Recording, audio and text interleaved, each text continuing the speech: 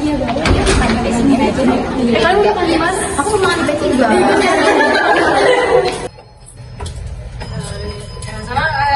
Tadi pas Paniko bahas krisis ekonomi 1998, gue jadi inget cerita mama gue deh. Katanya waktu itu harga pada naik. Iya, gue juga jadi keinget sama cerita bapak gue. Katanya pas masa itu cari kerja tuh susah banget. Banyak temennya yang sampai kena PHK loh. Iya, sama papa aku juga ada cerita soal kejadian 98 itu. Katanya harga barang tuh tiap minggu naik terus. Apalagi waktu itu impor kan lagi banyak banget gitu. Terus ketika harga dolar naik, semuanya jadi naik.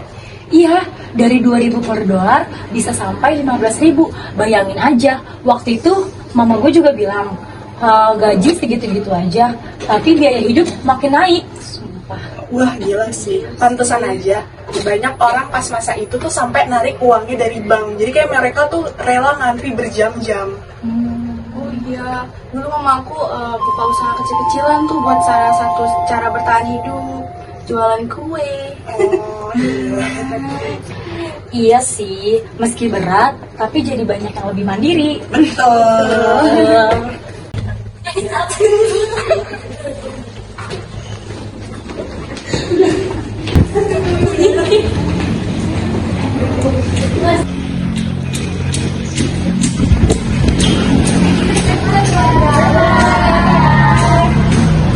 Guys, gue jadi mikir deh, ternyata pengaruh krisis 98 itu gede juga ya. Iya, bukan cuma ekonomi aja yang berubah, tapi politik, sosial, semua berubah.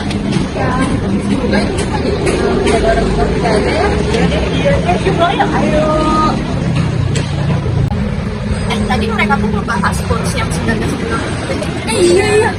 Tapi kita jajan dulu yuk. Iya, aku juga lapar.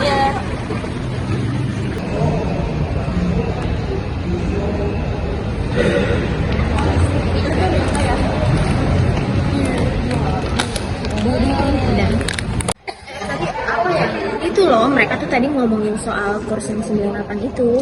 Oh, itu sebenarnya contoh klasik banget tentang depresiasi mata uang. Oh iya bener, waktu itu tuh rupiah tuh turun drastis banget. Soalnya permintaan dolar tuh lagi tinggi banget.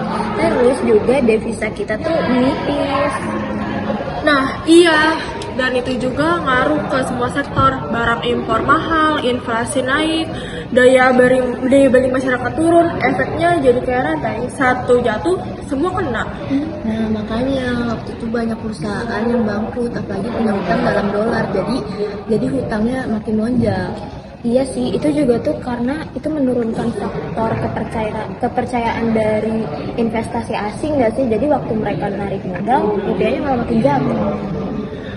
Iya, dan dari situ Bank Indonesia belajar banyak. Sekarang kan sistemnya lebih hati-hati, kayak ada floating exchange rate, tapi tetap dijaga stabilitasnya. Bener, jadi pelajaran banget buat Indonesia soal pentingnya kebijakan moneter dan cadangan devisa. Kalau dipikir teori pelajaran kita hari ini tuh nyata banget ya kejadiannya. Iya, tapi dampaknya sampai ke masyarakat, kayak cerita orang tua mereka tadi. Ekonomi bukan hanya angka, tapi kehidupan nyata. Lihat makanannya ngomong-ngomong tuh ya, materi hari ini tuh kita jadi lebih kebayang. Soalnya tuh ada contoh nyata kayak krisis yang tadi itu. Iya, jadi ngerti kenapa dosen ngomong terus bukan cuma angka, tapi indikator percayaan ekonomi. Iya ya. Bener nggak? Sejarahnya pahit, tapi kalau dipelajari pasti bisa jadi bekal buat masa depan.